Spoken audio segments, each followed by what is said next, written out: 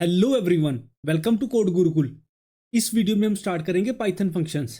Late us assume आप किसी bank के सॉफ्टवेयर पे काम कर रहे हो एंड आपको बैंक के सारे कस्टमर्स का मंथली इंटरेस्ट कैलकुलेट करना है एंड बैंक के पास 10 लाख कस्टमर है। अब आप इंटरेस्ट का फॉर्मूला दोबारा दोबारा से तो लिखोगे नहीं 10 लाख कस्टमर्स के लिए। इस केस में हम यूज करते हैं फंक्शन, जिसमें हम अपना फॉर्मूला एक बार लिखेंगे और 10 लाख कस्टमर्स के लिए उसको बार बार यूज करेंगे। तो सबसे पहले देखते हैं फंक्शन की डेफिनेशन क्या है। Function in Python is a reusable code of block. ये ऐसा कोड ब्लॉक होता है जो हम दोबारा दोबारा यूज कर सकते हैं and can be called any number of time, जिसको हम जितनी मर्जी बार कॉल कर सकते हैं। अगर मैं दूसरे एग्जांपल हूँ तो आप अज्यूम करो हमको बैंक का एड्रेस लिखना है थाउजेंड्स ऑफ डॉक्यूमेंट्स पे। बैंक के पास कितने डॉक्यूमेंट होते हैं उन पे हमें बैंक का एड्रेस लिखना है, तो हम हर डॉक्यूमेंट पे एड्रेस मैनुअली नहीं टाइप करेंगे। उसके लिए हम यूज़ करेंगे एक फंक्शन एंड उस फंक्शन को हम दोबारा दोबारा से कॉल करते रहेंगे। तो सबसे पहले फंक्शन क्रिएट करने के लिए उसका सिंटैक्स देखते हैं, फिर हम आगे बढ़ेंगे। We can define the function using the def keyword. हम डेफ कीवर्ड यूज करते हैं फंक्शन को डिफाइन करने के लिए, फॉलोड बाय फंक्शन नेम। उसके आगे हम फंक्शन का नेम लिखते हैं, देन हम पैरेंथेसिस यूज करते हैं एंड देन हम उसके आगे कॉलन यूज करते हैं। यहाँ पे देखो उसका सिंटैक्स लिख रखा है। पहले हम ऐसे डेफ कीवर्ड यूज करेंगे, DEF डेफ। देन उसके आगे होगा हमारा फंक्शन का नेम, उसके आगे ये रहे पैरेंथेसिस, ये ओपन किए। ये गलती से 2 ब्रैकेट्स आ गए यहाँ पे, लेकिन एक ही आएगा। मैं इन नोट्स को डाउनलोड के लिए अपलोड करने से पहले इसको ठीक कर दूंगा। एंड ये हमने यहाँ पे क्लोज किए एंड उसके आगे हम यूज़ करते हैं कॉलन। देन उसके अंदर हमारा होगा फंक्शन का कोड। आप इन पैरामीटर्स को एंड इस रिटर्न वैल्यू को अभी के लिए इग्नोर करो, इसको हम आगे चल के डिस्कस करेंगे। मैं यहाँ पे आपको एक फंक्शन क्रिएट करके दिखाता हूँ एड्रेस के लिए। सबसे पहले हमें क्या करना है, डेफ कीवर्ड यूज़ करना है। देन हम क्या करेंगे, फंक्शन का नेम लिखेंगे। मैं फंक्शन का नेम लिखता हूँ एड्रेस, ठीक है। फिर हम क्या यूज़ करेंगे, पैरेंथेसिस। पैरेंथेसिस के आगे हमें यूज़ करना है कॉलन, देन हम करेंगे एंटर। अब यहाँ पे हम लिखेंगे फंक्शन की बॉडी।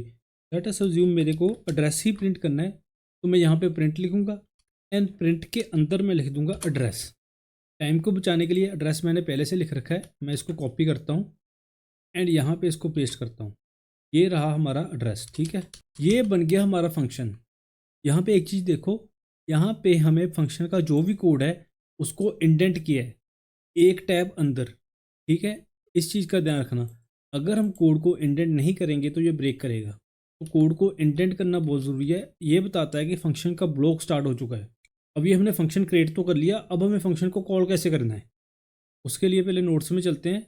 देखो कॉलिंग ए फंक्शन, उसमें लिखा है we call the function using the name of the function followed by the parenthesis. पहले हम फंक्शन का नेम लिखेंगे जैसे कि एड्रेस है, उसके आगे हम यूज़ करेंगे पैरेंथेसिस। दैट इज़ इट, इतना सा काम है।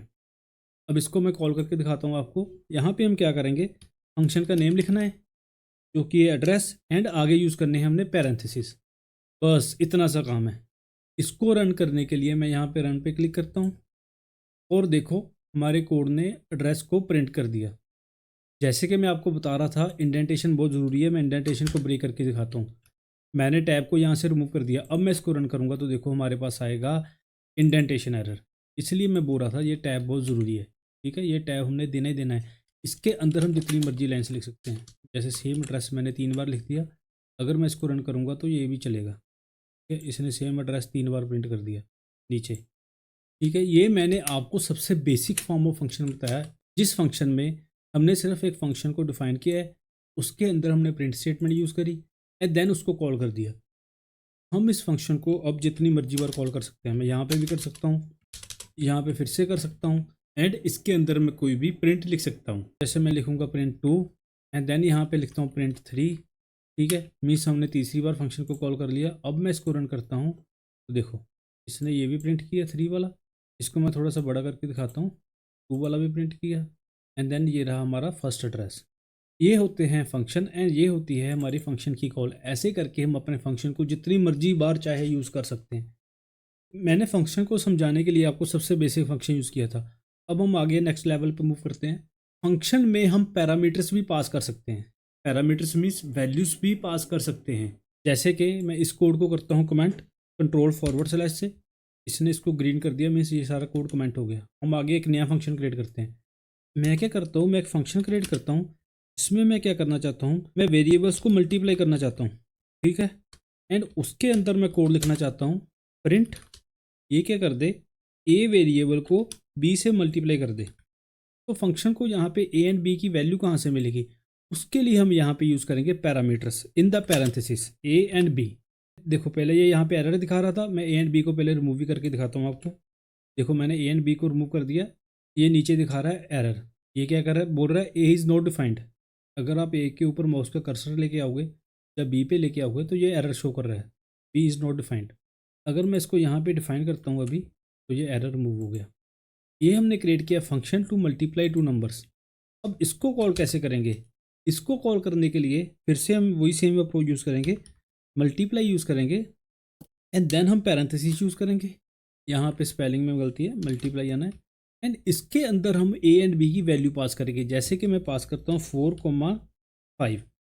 ठीक है, अब मैं इसको रन करके दिखाता हूँ आपको। तो देखो इसने 4 एंड 5 को मल्टीप्लाई करके उसका आंसर 20 प्रिंट कर दिया।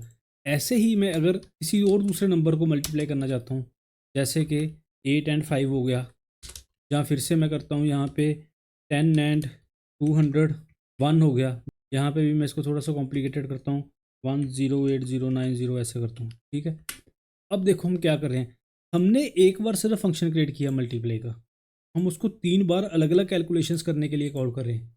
इसको मैं रन करूँगा तो देखो ये 3 बार आंसर देगा, 20 40 एंड 2161908090। ये इस वाली मल्टीप्लिकेशन का रिप्लाई। ये होता है फंक्शन क्रिएट करने का बेनिफिट। ठीक है, हमने अपने कोड को एक बार डिफाइन किया एंड हमने उसको 3 बार यूज़ कर लिया। इसका एक सबसे बड़ा और बेनिफिट भी है, अगर लेट अस सपोज हमारे पास यहाँ पे कोई गलती है, या आप एड्रेस वाली एग्जांपल में देखो, लेट अस सपोज यहाँ पे एड्रेस में कोई गलती है, इसका नाम ABCD नहीं आना, इसका नाम सिर्फ ABC आना है। तो हमें क्या करना पड़ेगा, अब एड्रेस को सिर्फ इस फंक्शन में चेंज करना है। यहाँ पे हमने ABCD की जगह ABC कर दिया एंड जहाँ भी ये एड्रेस कॉल हो रहा है इन सभी फंक्शंस में ये ABC प्रिंट करेगा। मीन्स अगर देखो इसने ABC प्रिंट किया, जहाँ जहाँ भी फंक्शन यूज़ हो रहा है हमें हर जगह जाके एड्रेस नहीं चेंज करना पड़ेगा, हम एक जगह चेंज करेंगे वो सारी जगह अपने आप रिफ्लेक्ट हो जाएगा। ऐसे ही हमारा मल्टीप्लिकेशन है। ठीक है, जैसे मैंने यहाँ पे सिर्फ 2 पैरामीटर यूज़ किए, हम 3 भी कर सकते हैं, C भी कर सकते हैं। एंड इसको भी मल्टीप्लाई करता हूँ मैं C से, एंड यहाँ पे मैं एक और वैल्यू पास करता हूँ कॉमा करके 7। यहाँ पे फिर से मैं एक और वैल्यू पास करता हूँ कॉमा करके 6, एंड यहाँ पे फिर से मैं पास करता हूँ कॉमा करके 2। ठीक है, इसको रन करते हैं तो ये तीनों नंबर्स को मल्टीप्लाई कर रहा है। ये एग्जांपल मैंने इसलिए दी, मैं ये समझाना चाह रहा हूँ कि हम फंक्शन में कितने भी पैरामीटर्स पास कर सकते हैं। एंड ये ज़रूरी नहीं ये वाले पैरामीटर्स ऐसे ही चलेंगे, हम इनके लिए यहाँ पे वेरिएबल्स भी यूज़ कर सकते हैं। मैं यहाँ पे यूज़ करता हूँ x equal to 2, then y equal to 3, then z equal to 4 and x को मैं यहाँ पे पास कर दूँगा। यहाँ पे पास करता हूँ x, यहाँ पे करता हूँ y एंड यहाँ पे करता हूँ z मीन्स z। ठीक है, फिर भी ये चलेगा, मीन्स हम सीधी वैल्यू भी पास कर सकते हैं, हम यहाँ पे वेरिएबल्स भी यूज़ कर सकते हैं। ठीक है, ये मैंने सबसे सिंपल वाली एग्जांपल समझाई आपको फंक्शन की, जिसमें हमारे पास सिर्फ एक ही लाइन है, लेकिन एक्चुअल में फंक्शंस में काफ़ी लाइन्स हो सकती हैं। एक लाइन भी हो सकती है, लेकिन ज़्यादातर आपको ऐसे फंक्शंस ही मिलेंगे जिनमें काफ़ी ज़्यादा लाइन्स होती हैं। ये हो गया हमारे पास फंक्शंस जिसमें हम पैरामीटर्स यूज़ करें। अब अपने नोट्स में चलते हैं, दोबारा से मैं आपको फंक्शन के सिंटैक्स पे लेके चलता हूँ। ये रहा हमारा सिंटैक्स। इसमें हमारे पास क्या था, यहाँ पे यूज़ हो रहे थे पैरामीटर्स, ये भी हमने कवर कर लिए। अब इसमें एक और चीज़ है, यहाँ पे है रिटर्न वैल्यू। अब ये क्या है, इसको समझते हैं। यहाँ पे देखो रिटर्न वैल्यू में क्या लिखा है, a function can perform this operation, ये अपना ऑपरेशन परफॉर्म कर सकता है एंड वैल्यू को रिटर्न भी कर सकता है। उसके लिए हम यूज़ करते हैं रिटर्न कीवर्ड। इसको मैं प्रैक्टिकली आपको करके दिखाता हूँ। यहाँ पर इसी फंक्शन की एग्जांपल को यूज़ करेंगे। इसको मैं रिमूव करता हूँ, ठीक है, एंड इसको भी मैं कमेंट करता हूँ। हम सिर्फ एक ही फंक्शन लेंगे एंड एक ही उसकी कॉल यूज़ करेंगे। यहाँ पर हम क्या करें, जो भी मल्टीप्लिकेशन का रिजल्ट है हम उसको प्रिंट करें। एंड अगर मैं इसको प्रिंट करने की कोशिश करूँ, जो भी हमें रिजल्ट आ रहा है, तो देखो यहाँ पे अब क्या प्रिंट होगा। मैं इसको रन करता हूँ, देखो यहाँ पे इसने प्रिंट कर दिया 240, लेकिन इसने इस प्रिंट में क्या प्रिंट किया, नन। क्योंकि ये फंक्शन क्या कर रहा है, यहाँ पर ये तीनों नंबर्स को मल्टीप्लाई कर रहा है एंड यहाँ पे उनका रिजल्ट प्रिंट कर रहा है। हम इसका रिजल्ट रिटर्न भी करवा सकते हैं। उसके लिए मैं क्या करूँगा, यहाँ को प्रिंट से रिप्लेस करूँगा रिटर्न से, एंड इसको रन करते हैं। तो देखो अब क्या हुआ, पहले क्या प्रिंट हो रहा था यहाँ पे नन, अब क्या प्रिंट हो रहा है यहाँ पे 240। ये यहाँ से प्रिंट हो रहा है। इसकी क्लैरिटी के लिए यहाँ पे मैं एक टेक्स्ट लिखता हूँ कॉमा डाल के, और यहाँ पे मैं लिखता हूँ मल्टीप्लिकेशन, ठीक है। तो हमें क्लियर होगा अब ये वाला रिजल्ट आ रहा है, ठीक है। इसको मैं रन करता हूँ तो देखो मल्टीप्लिकेशन के आगे अब क्या आया 240। एंड अगर मैं यहाँ पे प्रिंट यूज़ करता हूँ तो अब मल्टीप्लिकेशन के आगे क्या आ रहा है, नन। इसका क्या मीनिंग हुआ कि जब हमने फंक्शन में वैल्यू को प्रिंट कर दिया तो ये फंक्शन हमें रिटर्न क्या कर रहा है, नथिंग। इसलिए यहाँ पे आगे आ रहा है नन।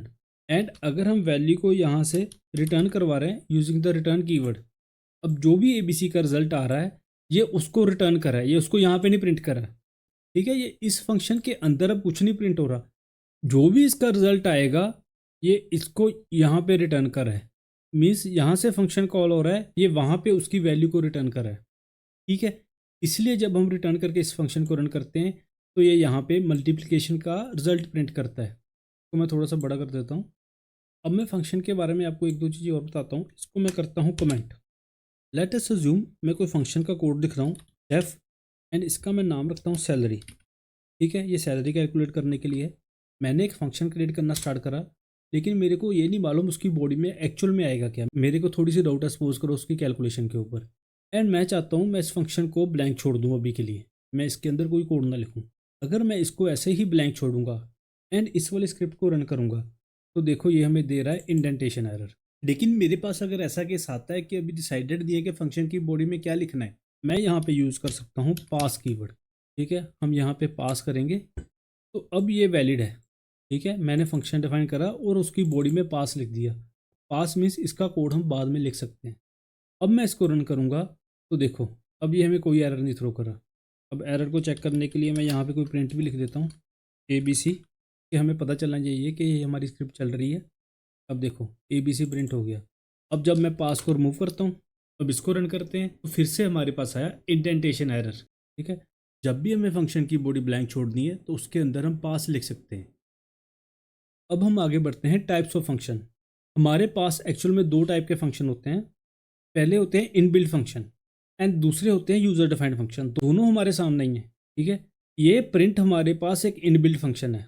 जब हमने प्रिंट फंक्शन को इस कोर्स में किया था तब भी मैं आपको बता रहा था कि प्रिंट हमारे पास एक फंक्शन है, ठीक है। ऐसे ही लेंथ भी हमारे पास एक फंक्शन है। मैंने जब आपको फंक्शन एंड मेथड में डिफरेंस बताया था तब भी मैंने बताया था कि लेंथ हमारे पास एक फंक्शन है। ऐसे ही इनपुट भी हमारे पास एक फंक्शन है एंड ये सारे इनबिल्ट फंक्शन है। एंड सेम वे से पाइथन जितने भी फंक्शन हमको प्रोवाइड करता है उनको हम बोलते हैं इनबिल्ट फंक्शंस, क्योंकि ये पाइथन में ही इनबिल्ट हैं। ये हमने नहीं क्रिएट किए, ये पाइथन ने ही हमें क्रिएट करके दिए। लेकिन जो फंक्शन हम अपने आप से बनाते हैं, जैसे ये सैलरी वाला फंक्शन हमने क्रिएट किया, इसको हम बोलते हैं यूज़र डिफाइंड फंक्शन, ठीक है। जैसे कि ये मल्टीप्लाई हो गया, ये भी हमारे पास क्या है, यूज़र डिफाइंड फंक्शन है। एड्रेस भी हमारे पास क्या है, यूज़र डिफाइंड फंक्शन है, क्योंकि ये हमने डिफाइन किए। एंड जो फंक्शंस पाइथन अपने पैकेज में प्रोवाइड करता है उनको हम बोलते हैं इनबिल्ट फंक्शंस। अब हम बढ़ते हैं अपने लास्ट टॉपिक की ओर, जो क्या है रिटर्निंग मल्टीपल वैल्यूज़। एक फंक्शन जैसे कि एक वैल्यू रिटर्न कर सकता है, उसी वे में वो मल्टीपल वैल्यूज़ को भी रिटर्न कर सकता है। उसके लिए हमें क्या करना होता है, आप एग्जांपल में देखो, हम हर वैल्यू को कॉमा से सेपरेट कर देंगे। जैसे कि हम अपने एग्जांपल में देखते हैं, मैं इसको रिमूव ही करता हूँ यहाँ से एंड हम एक नया फंक्शन क्रिएट करते हैं। उसका हम नाम क्या रखते हैं, कैलकुलेशन, ठीक है। उसमें हम डिफरेंट कैलकुलेशंस परफॉर्म करेंगे एंड इसमें मैं दो ही पैरामीटर यूज़ करता हूँ, A एंड B। आगे मैं क्या करता हूँ, एक वेरिएबल लेता हूँ S, इसमें मैं क्या करता हूँ A प्लस B, ठीक है। फिर मैं एक वेरिएबल लेता हूँ M, इसमें मैं क्या क्या करता हूँ A मल्टीप्लाई B। ऐसे भी हम डिवीज़न के लिए एक वेरिएबल लेते हैं, उसमें मैं क्या करता हूँ A डिवाइड बाई B। अब हमें क्या करना है, इन तीनों वेरिएबल्स को रिटर्न करवाना है। उसके लिए हम क्या करेंगे, रिटर्न कीवर्ड यूज़ करेंगे और कॉमा सेपरेटेड वैल्यूज़ डालेंगे, जैसे कि S comma M comma D। And आगे चल के यहाँ पे भी हम फंक्शन को कॉल करेंगे, कैलकुलेशन फंक्शन को, एंड उसमें मैं पास करता हूँ वैल्यू 6,2 को।